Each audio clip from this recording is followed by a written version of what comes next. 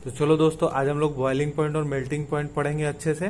पहले S block के लिए, आइसोलेटेड एटम के लिए देख लेते हैं। तो एस ब्लॉक और एस ब्लॉक के एल्कली मेटल और एल्कलाइन अर्थ मेटल में अगर हमको बॉइलिंग पॉइंट और मेल्टिंग पॉइंट चेक करना है तो हम उसके वैलेंस इलेक्ट्रॉन से देखते हैं। ठीक है, तो एल्कली मेटल के आउटर मोस्ट वैलेंस में कितना इलेक्ट्रॉन है? 1, और एल्कलाइन अर्थ मेटल के 2। तो जितना ज्यादा वैलेंस इलेक्ट्रॉन उतनी ज्यादा उसकी स्ट्रेंथ होगी, उतना पार्टिसिपेशन ऑफ बॉन्ड में इलेक्ट्रॉन ज्यादा होगा तो मजबूती बढ़ेगी। तो एल्कलाइन अर्थ मेटल की बॉइलिंग पॉइंट और मेल्टिंग पॉइंट एल्कली मेटल से ज्यादा होती है। ठीक है, ये तो पहला टर्म हो गया जो आपको याद करना है शॉर्ट ट्रिक में। दूसरा, अच्छा, डाउन द ग्रुप हम आते हैं तो लैटिस की साइज बढ़ती है, तो वो अच्छी तरह मेल्ट अच्छे से हो जाएगा या वेपोराइज हो जाएगा, तो उसकी मेल्टिंग या बॉइलिंग पॉइंट डिक्रीज हो जाती है। क्यों? क्योंकि साइज इंक्रीज होती है। दूसरा पॉइंट। तीसरा पॉइंट, इसमें तो एक्सेप्शन नहीं है, लेकिन एल्कली अर्थ मेटल में एक एक्सेप्शन है। आपको 2-5 पोजीशन को एक्सचेंज करना है। ठीक है, तो देखिए, ये first position, second, third, fourth और फिफ्थ। तो आपको ये 2-5 पोजीशन को एक्सचेंज करना है, यहां को यहां और यहां को यहां। बात समझ रहे हैं?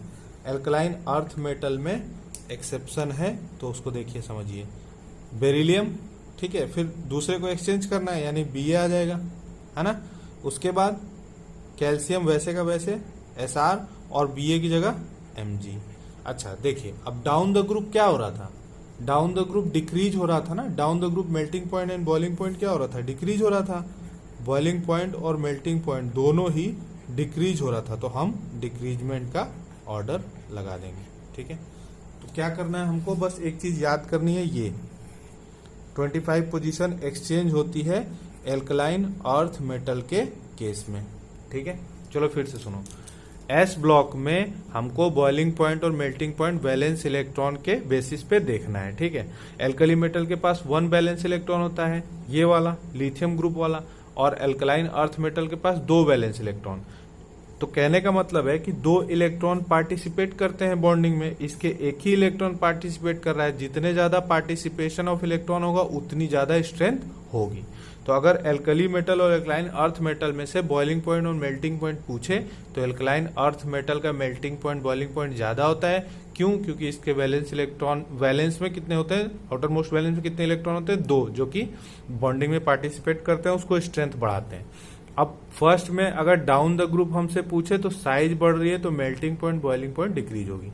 अगर सेकेंड में पूछे तो साइज बढ़ रही है, मेल्टिंग पॉइंट और बॉइलिंग पॉइंट डिक्रीज होगी, मगर एक एक्सेप्शन है। रुकिए, यहाँ पे ये देखिए, 2-5 पोजीशन को एक्सचेंज करना है आपको। ठीक है, तो इसको सेकेंड पीरियड से नहीं लेना है, आपको एलिमेंट की संख्या से लेना है। तो 1, 2 यानी मैग्नीशियम ने हमको प्रॉब्लम की, उसको एक्सचेंज कर दिया, मैग्नीशियम को एक्सचेंज कर दिया, Ba को ऊपर, मैग्नीशियम को नीचे। तो डाउन द ग्रुप तो डिक्रीमेंट का ही ऑर्डर रहेगा, लेकिन मैग्नीशियम सबसे लास्ट में चला जाएगा। तो बेरिलियम, फिर बेरियम, कैल्शियम, स्ट्रोंशियम एंड फिर मैग्नीशियम। ठीक है, अब पी ब्लॉक पढ़ते हैं। तो हम लोग पी ब्लॉक पढ़ेंगे। ठीक है, पी ब्लॉक में हम लोग मेल्टिंग और बॉइलिंग पॉइंट का ऑर्डर देखेंगे। देखो, तो 2 में पहले बांट लो। ठीक है, बोरॉन और कार्बन फैमिली में। क्यों? कि नाइट्रोजन के बाद नाइट्रोजन, ऑक्सीजन, फ्लोरीन और आर्गन में van der Waals force of attraction होता है। Van der Waals force of attraction जितना ज्यादा उतना ज्यादा बॉइलिंग पॉइंट। ठीक है, उतना ज्यादा बॉइलिंग पॉइंट और मेल्टिंग पॉइंट बढ़ता है। ठीक है, इसमें फिर वही ऑर्डर होता है कि हाँ, नीचे जाएंगे जितना नंबर ऑफ इलेक्ट्रॉन पार्टिसिपेशन होगा उतना, और इसकी साइज बढ़ेगी तो melting point boiling point decrease होगा। तो इसमें डाउन द ग्रुप आएंगे तो देखो, वॉन्डर वॉल को 3 चीजों से देखते हैं, उसके मोलर मास से, ठीक है, मोलर मास या साइज से। ठीक है, तो अगर डाउन द ग्रुप आते हो तो मोलर मास भी बढ़ता है, साइज भी बढ़ता है। तो नाइट्रोजन से मतलब इनर्ट गैस तक boiling point, melting point down the group decrease होगी। जैसे जैसे डाउन आओगे तुम वैसे वैसे डिक्रीज होगी। लेकिन बोरॉन और कार्बन फैमिली में डाउन द ग्रुप क्या होगी? मेल्टिंग पॉइंट और बॉइलिंग पॉइंट ये डिक्रीज होगी। ठीक, समझ रहे हो? क्योंकि नंबर ऑफ इलेक्ट्रॉन, इसका वैलेंस इलेक्ट्रॉन की तरह है, नंबर ऑफ इलेक्ट्रॉन जितना ज्यादा उतना ज्यादा मतलब स्ट्रेंथ, और डाउन द ग्रुप उसकी साइज बढ़ेगी लैटिस की, तो melting point boiling point decrease हो जाएगी। ठीक है, और नाइट्रोजन से लेके इनर्ट गैस तक बॉइलिंग पॉइंट और मेल्टिंग पॉइंट डिपेंड करता है वॉन्डर वाल फोर्स पे। तो डाउन द ग्रुप जाएंगे तो इसकी मतलब साइज भी बढ़ेगा और मास भी बढ़ेगा, तो वॉन्डर वाल फोर्स ऑफ अट्रैक्शन भी बढ़ेगा। ठीक है, तो पहले हम मोलर मास देखते हैं। अगर मान लो मोलर मास सेम है तो फिर हम साइज चेक करते हैं, वो हम आगे देखेंगे जब कंपाउंड बनते हैं तब। अभी आइसोलेटेड एटम के लिए पढ़ रहे हैं। ठीक है, अच्छा, इसमें एक्सेप्शन भी होता है। उस एक्सेप्शन को हम बहुत अच्छे से याद करेंगे। देखो, जैसे बीपी की प्रॉब्लम नो, ठीक है, बीपी की प्रॉब्लम नो।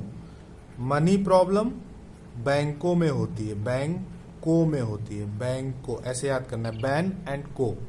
ठीक है, फिर से समझो, एक्सेप्शन हमको पढ़ना है। ठीक है ना, एक्सेप्शन पढ़ना है। तो हम तो पहले से जान गए कि इसमें ये ऑर्डर होता है भैया कि बी बोरॉन फैमिली और कार्बन फैमिली में डाउन द ग्रुप आते हैं तो मेल्टिंग पॉइंट और बॉइलिंग पॉइंट क्या होता है, डिक्रीज होता है। और क्या कहते हैं, नाइट्रोजन से इनर्ट गैस तक मेल्टिंग पॉइंट बॉइलिंग पॉइंट क्या होता है, इंक्रीज होता है वॉन्डर वाल फोर्स के कारण। ठीक है, कुछ एक्सेप्शन है, कुछ फैमिली में एक्सेप्शन है वहां पे। तो बॉइलिंग पॉइंट में अगर देखेंगे तो डाउन द ग्रुप तो डिक्रीज होगा, लेकिन एन और ओ फैमिली में प्रॉब्लम होगी। ठीक है, बॉइलिंग पॉइंट इसका तो डाउन द ग्रुप इंक्रीज होगा। मान लो अगर इसमें एक्सेप्शन करें हम तो डाउन द ग्रुप डिक्रीज होगा, लेकिन प्रॉब्लम जहां होगी वहां का एक्सेप्शन। ठीक है, और फिर मेल्टिंग पॉइंट में दो जगह प्रॉब्लम होती है। बैंकों में देखो कैसे याद करना है, बीपी नो, हम लोग को बीपी की प्रॉब्लम नहीं है, मनी प्रॉब्लम बैंकों से है। ठीक है, तो इसको याद कैसे करना है, देखो बीपी एनओ हो गया। ठीक, तो 4-5 एक्सचेंज पोजीशन करना है। चलो पहले अभी बताते हैं, और बैंकों में याद करना है। ठीक है, तो देखो यहां पे 4-5 एक्सचेंज, ठीक है, 4-5 एक्सचेंज, और यहां पे फर्स्ट 4-5 देन 3-5।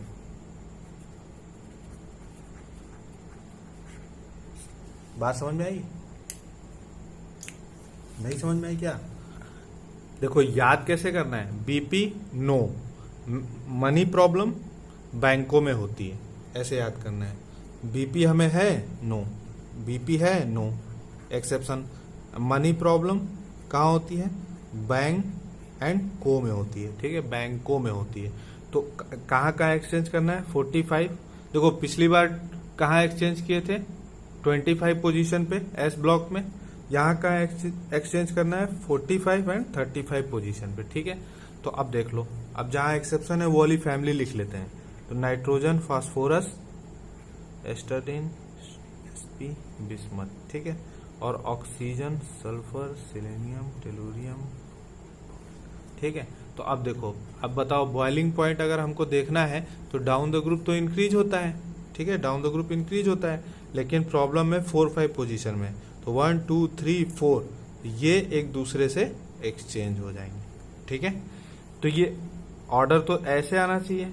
ठीक है, लेकिन चूंकि ये एक्सचेंज हो रहा है, ये एक्सेप्शन है, तो ऑर्डर आएगा कैसे, देखो, और इसमें भी एक्सचेंज होगा तो ये भी ऐसे ही लिख के दोनों का ऑर्डर सही करते हैं। ठीक है, चलो, तो ये हो गया ऑर्डर, ये होना चाहिए, लेकिन यहाँ एक्सेप्शन है, तो ये पोजीशन एक्सचेंज होगी एक दूसरे से, 4th 5th पोजीशन। ठीक है, तो यहाँ देखो नाइट्रोजन, फास्फोरस, स्टरीन, एसबी, बीआई। ठीक, अरे सॉरी, तो ये एक्सचेंज हो जाएगा ना, तो यहाँ पे बीआई और यहाँ पे एसपी। ठीक है, उसी तरह इसका भी लिख देते हैं, ऑक्सीजन, सल्फर, फिर गलती, पीओ, टेलुरियम। ठीक है, तो ये ऑर्डर हो जाएगा किसका, बॉइलिंग पॉइंट का। ठीक है, समझ में आई? अच्छा, अब फिर इसके में भी वही करना है। मेल्टिंग पॉइंट में कहाँ चेंज आता है, बॉइलिंग इसके में। तो देखो इसके में क्या होता है, चलो ये बता ही देते हैं। जैसे बोरॉन आया ना और ये कार्बन आया, तो इंक्रीज मत कर देना, एन और ओ में इंक्रीज करना है डाउन द ग्रुप। ठीक है, लेकिन अगर बोरॉन में पूछे या बोरॉन में पूछे या कार्बन में पूछे, जैसे एक्सेप्शन कहाँ है, देखो बॉइलिंग पॉइंट के लिए एक्सेप्शन एन और ओ में है, तो वो तो पता है दोनों इंक्रीज होता है डाउन द ग्रुप, लेकिन 4th 5th पोजीशन पे हमको एक्सचेंज करना है। मेल्टिंग पॉइंट में भी बोरॉन और कार्बन आ गया। देखो बॉइलिंग पॉइंट में सिर्फ NO में प्रॉब्लम है, बाकी में इसके में इंक्रीज और इसके में डिक्रीज, ठीक। लेकिन मनी प्रॉब्लम यानी मेल्टिंग पॉइंट में प्रॉब्लम है बोरॉन में, नाइट्रोजन में और कार्बन में और ऑक्सीजन में। तो बोरॉन और कार्बन में तो डाउन द ग्रुप डिक्रीज होता है, हमको पता है, लेकिन एक कहाँ एक्सचेंज है वो देखना है। तो चलो पहले बोरॉन का देख लेते हैं, ठीक है, नहीं तो गड़बड़ हो जाएगी। तो हमको 4-5 पोजीशन पे देखना है बोरॉन में। तो पहले बोरॉन की फैमिली लिख लेते हैं। चलो boron, aluminium, gallium, indium, tellurium, ठीक है, ठीक है, ये है। तो डाउन द ग्रुप तो हमको डिक्रीज करना था, ठीक, मेल्टिंग पॉइंट को, लेकिन प्रॉब्लम कहाँ हुई 4th-5th पोजीशन पे, तो इसको आप एक्सचेंज कर दोगे। समझ आई? इसी तरह नाइट्रोजन का देख लो, नाइट्रोजन, फास्फोरस, SbBi। अच्छा, ये डाउन द ग्रुप क्या होना था, इसको डाउन द ग्रुप इंक्रीज होना था, लेकिन प्रॉब्लम कहाँ आई, यहाँ पे ये पोजीशन एक्सचेंज हो जाएगी, ठीक है, किसमें, मेल्टिंग पॉइंट में। बात समझ में आई? बॉइलिंग पॉइंट में भी देखो नाइट्रोजन का मेल्टिंग पॉइंट, बॉइलिंग पॉइंट में दोनों में 45 पोजीशन एक्सचेंज होती है, लेकिन मैं अलग अलग याद कराता रहा हूँ जिससे बाद में कंफ्यूजन ना रहे। जैसे क्वेश्चन आया खट से कर दिया, क्योंकि इसमें 4 में एक्सेप्शन आता है, इसमें 2 ही में आता है, इसलिए याद करा दिया। तो BP नहीं, नो और मेल्टिंग पॉइंट बैंकों में, तो ये हो गया। इसी तरह CO का बना लेना है 3-5 पोजीशन पे। तो देखो कार्बन का देखो, जैसे Si, जर्मेनियम, Sn, Pb, ठीक। तो डाउन द ग्रुप इसको क्या होना था, डिक्रीज, लेकिन 3-5 पोजीशन एक्सचेंज होगी, ठीक है। 3-5 कौन, 1, 2, 3, ये यहां जाएगा और ये यहां आएगा। उसी तरह 3-5 पोजीशन ऑक्सीजन में भी एक्सचेंज होगी, लेकिन वहां देखो ऑर्डर दूसरा होगा, oxygen, sulphur, selenium, tellurium, PO। तो इसको तो डाउन द ग्रुप इंक्रीज होना था, ठीक, लेकिन 3-5 पोजीशन एक्सचेंज होगी। कौन कौन सी 3-5 पोजीशन एक्सचेंज होगी, देखो ये वाली यहां जाएगी, 1, 2, 3, 4, 5, और ये वाली यहां आएगी। समझ रहे हो बात को? तो इसको याद करना है अच्छे से। तो आपको क्या याद करना है, बॉइलिंग पॉइंट में BP नो में एक्सेप्शन है, मेल्टिंग पॉइंट बॉइलिंग क्या कहते हैं, बैंकों में प्रॉब्लम होती है, मनी प्रॉब्लम बैंकों में होती है, तो BN से BN में एक्सेप्शन और CO में एक्सेप्शन, ठीक है। बहुत कठिन नहीं लगा होगा। 45, 35 में एक्सचेंज करना है, तो हमको ऐसे याद करना है, BP नो 45 में आपको एक्सचेंज करना है, पोजीशन एक्सचेंज करनी है। फिर हमको याद करना है मनी प्रॉब्लम बैंकों में होती है, BN में 45 एंड को में 35। ये P ब्लॉक का पूरा हो जाएगा खत्म, अगर आप इसको याद कर लियो। तो एक ही ट्रिक है बस, ये वाली एक्सेप्शन में ये वाली ट्रिक है, बैंकों में नो 45 एक्सचेंज, और फिर मेल्टिंग पॉइंट में BP नो तो 45 में एक्सचेंज, 45 में एक्सेप्शन है, और मेल्टिंग पॉइंट में बोरॉन और नाइट्रोजन में 45 पोजीशन पे, और कार्बन और ऑक्सीजन पे 35 पोजीशन पे, और किसी में कोई एक्सेप्शन नहीं है। इसका डाउन द ग्रुप इंक्रीज होगा, इसका डाउन द ग्रुप डिक्रीज होगा, जहां पे एक्सेप्शन है वहां पे पोजीशन एक्सचेंज हो जाएगी, ठीक है। अब D ब्लॉक देखो, D ब्लॉक का और आसान है, ठीक है। जैसे D ब्लॉक जो शुरू होता है स्कैंडियम से YL, ठीक, यानी 3D सीरीज, 4D सीरीज और 5D सीरीज, ठीक है। तो डाउन द ग्रुप क्या होता है, Z इफेक्टिव बढ़ता है ना, Z इफेक्टिव इंक्रीज होता है। तो अगर ये ना भी याद है तो down the group Z effective increase होता है, इसलिए boiling point and melting point दोनों इंक्रीज होगा, है ना, इसमें एक्सेप्शन नहीं है। तो अगर पूछे SCYLA में बॉइलिंग पॉइंट सबसे ज्यादा किसकी, तो हमको ऐसे बढ़ा देना है बस, ठीक है, विदाउट एक्सेप्शन। अगर टाइटेनियम, जिरकोनियम, हाफनियम में पूछे तो हमको बढ़ा देना है। अगर Cr, मोलिब्डेनम और टंगस्टन में पूछे तो हमको बढ़ा देना है, ठीक है। लेकिन ये फर्स्ट, लेकिन इसमें एक्सेप्शन होता है, ठीक है, वो होता है लास्ट जो सेकेंड B वाली पोजीशन होती है उसकी, Zn, CD और Hg में, ठीक है। Zn, CD, Hg में ये डाउन द ग्रुप डिक्रीज होता है। तो हमको कैसे पढ़ना है, देखो 3D सीरीज में down the group 3D 4D जैसे जाते हैं, 3D 4D 5D जाते हैं तो जेड इफेक्टिव इंक्रीज होता है। तो बॉइलिंग पॉइंट और मेल्टिंग पॉइंट जेड इफेक्टिव पे डिपेंड करता है और किसी पे नहीं डिपेंड करता है, तो डाउन द ग्रुप इंक्रीज होता है। लेकिन यहाँ पे जो लास्ट ग्रुप है इसका डी ब्लॉक का, उसमें डाउन द ग्रुप डिक्रीज होता है। वैसे भी हमको पता है कि मरकरी लिक्विड होता है, ठीक है, वोलेटाइल नेचर भी होता है तो उड़ जाता है।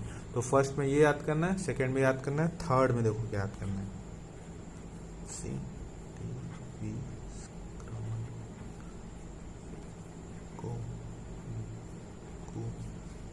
है ना, जेड है। अच्छा देखो अब क्या होता है कि मेटल्स हैं, डी ब्लॉक, एस ब्लॉक भी मेटल है और डी ब्लॉक भी मेटल है, ठीक है। तो एस ब्लॉक सिर्फ मेटेलिक बॉन्डिंग करता है ना, ठीक है, एस ब्लॉक सिर्फ मेटेलिक बॉन्डिंग करता है। लेकिन डी ब्लॉक में अनपेयर डी ऑर्बिटल भी हैं, जो देखो मेटेलिक बॉन्डिंग तो करता ही करता है, ठीक है, लेकिन ये सम कोवेलेंट बॉन्ड फॉर्मेशन भी करता है ना, कोवेलेंट बॉन्ड भी बनाता है, ठीक। तो हमको उससे कोई मतलब नहीं है। लेकिन देखो यहाँ पे अगर इसका हम कॉन्फ़िगरेशन करें, जो कि हम ऐसे याद करते हैं n-1 d 1 to 10 ns 1 2 पढ़ते हैं ना, तो Sc का अगर करते हैं तो NH2, यहाँ पे नोबल गैस भर के ऐसे NH2 और n-1 वो इनर सबसेल होता है, वो तो मैं ऐसे बस दिखाने के लिए कर रहा हूँ, D1 तो यहाँ 1 से स्टार्ट होता है, ठीक है। अच्छा उसके बाद इसका D2 D3 D4 ऐसी टीवी कमन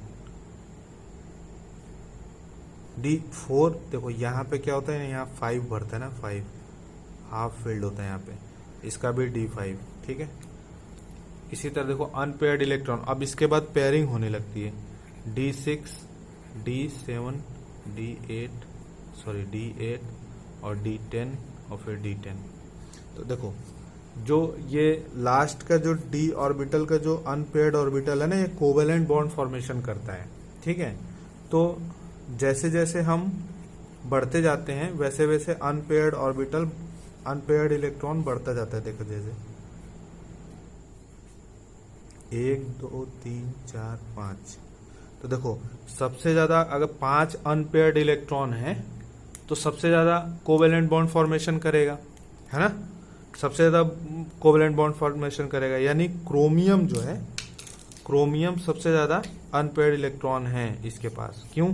क्योंकि इसकी जो इलेक्ट्रॉनिक कॉन्फ़िगरेशन होती है वो क्या होती है, 3d 5 4s1।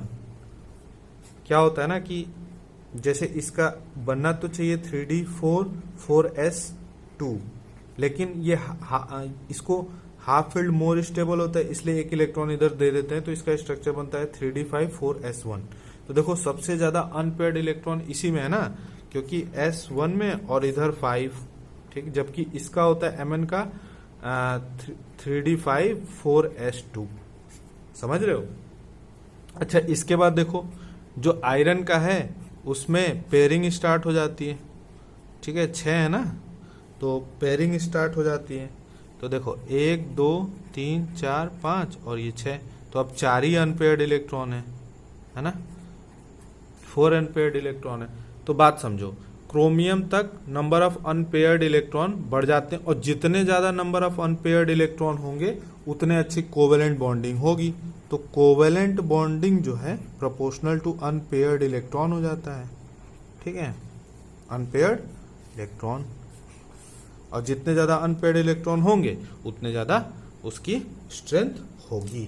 तो जैसे जैसे हम बढ़ते हैं कोवेलेंट बॉन्डिंग स्ट्रांग होती जाती है ना, तो मेल्टिंग पॉइंट और बॉइलिंग पॉइंट बढ़ता जाता है। थोड़ा सा गड़बड़ हो गया, चलो समझ में तो आ ही रहा है। स्कैंडियम टाइप तो बढ़ते जाते हैं, क्रोमियम तक बढ़ता है, ठीक है, फिर यहाँ पे देखो घट जाता है। लेकिन यहाँ पे तुमको याद रखना है, यहाँ पे आयरन का किसी कारण से, ये भी एक एक्सेप्शन है, Mn से ज्यादा होता है, आयरन का Mn से ज्यादा होता है, फिर आपको यहाँ से डिक्रीज हो जाएगा, क्योंकि वो हो गई क्या बोलते हैं अनपेयर्ड इलेक्ट्रॉन कम होते गए। तो इसको मैं साफ साफ लिख देता हूं,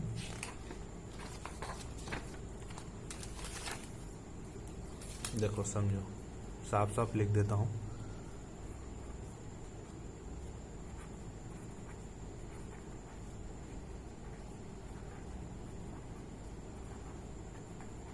देखो इसका होता है 3D10 4S1, तो इसको तो 10 जो है पेयर्ड हो गए, और 3D10 4S2, ठीक है। यहाँ पे इसका D1 D2 D3 D5 है ना, D6 D7 और D8, ठीक है। तो देखो जहाँ नंबर ऑफ अनपेयर्ड इलेक्ट्रॉन ज़्यादा होंगे, क्योंकि इसका देखो इसमें क्या होता है, इसका 3D5 4S1, तो ये भी और ये भी सबसे ज़्यादा अनपेयर्ड इलेक्ट्रॉन यही है। तो हम बोले हैं क्या, covalent bonding proportional to number of unpaired electron, है ना, नंबर ऑफ अनपेयर्ड इलेक्ट्रॉन, ठीक है। तो मेटेलिक बॉन्डिंग तो है ही, और नंबर ऑफ अनपेयर्ड इलेक्ट्रॉन बढ़ गए, तो आपको मेल्टिंग पॉइंट और बॉइलिंग पॉइंट का ऑर्डर इंक्रीज करना है क्रोमियम तक, ठीक है। फिर उसके बाद यहाँ डिक्रीज होता है, फिर इंक्रीज होता है। आयरन का Mn से ज्यादा होता है, यहां से लिख लो अलग से, आयरन का Mn से ज्यादा होता है, ठीक। ये एक एक्सेप्शन है, उसके बाद डिक्रीज हो जाता है, ठीक है। अच्छा एक और चीज यहीं पे मैं लिखवा दूं, ज्यादा अच्छा रहेगा। जैसे क्रोमियम वाले ग्रुप में मॉलिब्डेनम टंगस्टन है, तो देखो क्रोमियम का सबसे ज्यादा होता है। अब हमें अभी पढ़े हैं कि 3D सीरीज 4D सीरीज और 5D सीरीज में जेड इफेक्टिव बढ़ता है, और मेल्टिंग पॉइंट और बॉइलिंग पॉइंट दोनों बढ़ जाती है, ठीक है।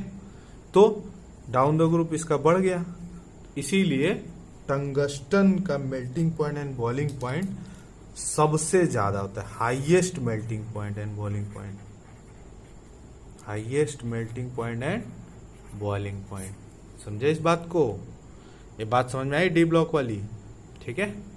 तो एक बार रिवाइज कर लेते हैं, चलो देखो तो रिवाइज कर लेते हैं जल्दी जल्दी।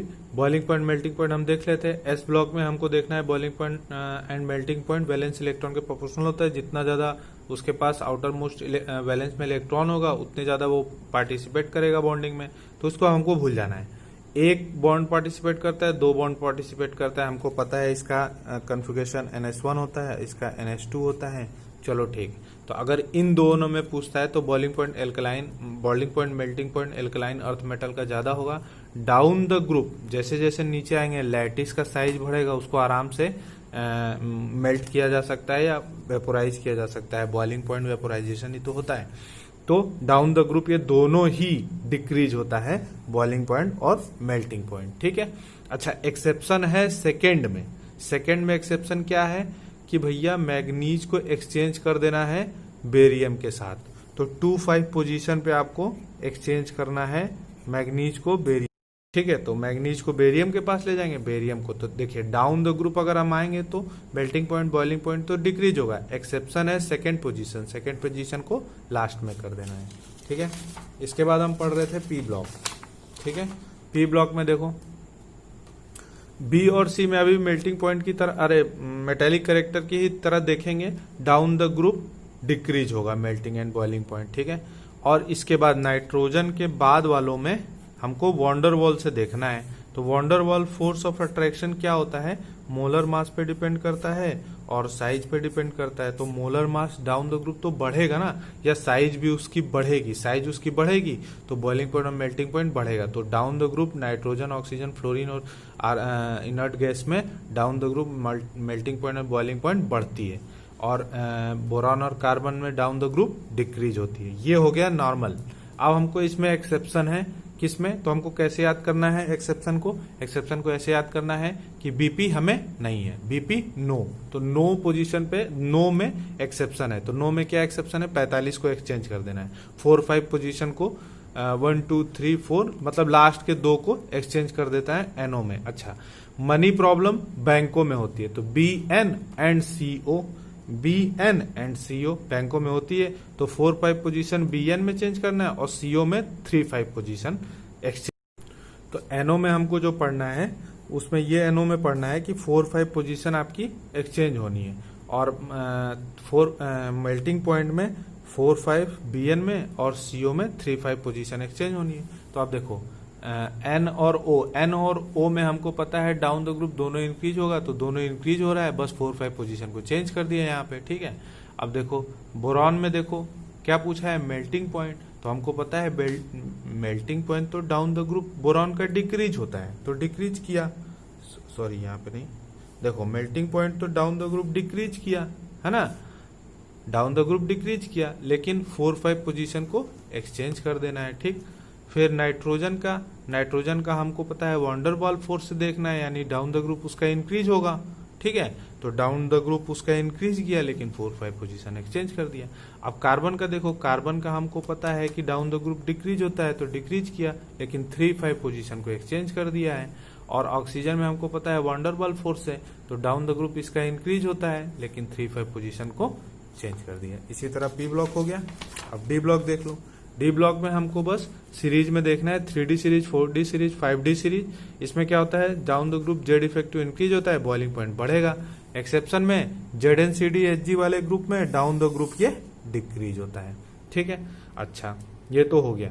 अब देखो सीरीज में देखें तो स्कैंडियम से लेके जिंक तक हमको पता है एस ब्लॉक में सिर्फ मेटेलिक बॉन्डिंग होती है, लेकिन डी ब्लॉक का मेल्टिंग पॉइंट बॉइलिंग पॉइंट ज्यादा होता है, क्योंकि सम कोवेलेंट बॉन्ड करेक्टर भी आता है। कोवेलेंट बॉन्ड उसके अनपेयर्ड इलेक्ट्रॉन के प्रोपोर्शनल होता है, जितना अनपेयर्ड इलेक्ट्रॉन उतने ज्यादा कोवेलेंट बॉन्ड। तो क्रोमियम तक नंबर ऑफ अनपेयर्ड इलेक्ट्रॉन सबसे ज्यादा हो जाता है। तो इसको और अच्छे से इधर पढ़े हैं, देखो तो क्रोमियम तक सबसे ज्यादा मैक्सिमम अनपेयर्ड इलेक्ट्रॉन होते हैं डी वाले में, क्योंकि एस में वन और 5, तो ये 5 एक 6 अनपेयर्ड इलेक्ट्रॉन, 6 अनपेयर्ड इलेक्ट्रॉन इसमें कहीं नहीं। तो क्रोमियम तक अनपेयर्ड इलेक्ट्रॉन बढ़ते हैं। अब यहाँ पे देखो ऐसा नहीं होगा कि ये बोल दें कि इसमें देखो 4 अनपेयर्ड है लेकिन इसमें तो नहीं है ना, इसमें नहीं, तो इसकी साइज भी तो छोटी है, इसको ये भी तो देखना पड़ेगा। जेड इफेक्टिव बढ़ रहा है और यहाँ पे इंटर इलेक्ट्रॉनिक रिपल्सन पड़ रहा है इसकी वजह से, तो इसको ये नहीं देखना है। तो यहाँ तक इंक्रीज करेंगे क्रोमियम तक, Mn में डिक्रीज होगा क्योंकि इससे अनपेयर्ड इलेक्ट्रॉन कम है, और फिर आयरन का Mn से ज्यादा होता है, उसके बाद डिक्रीज हो जाएगा क्योंकि इंटर इलेक्ट्रॉनिक रिपल्सन बढ़ेगा, साइज बढ़ेगी। तो ये आपको डी ब्लॉक का, ये सारे ग्रुप का। अच्छा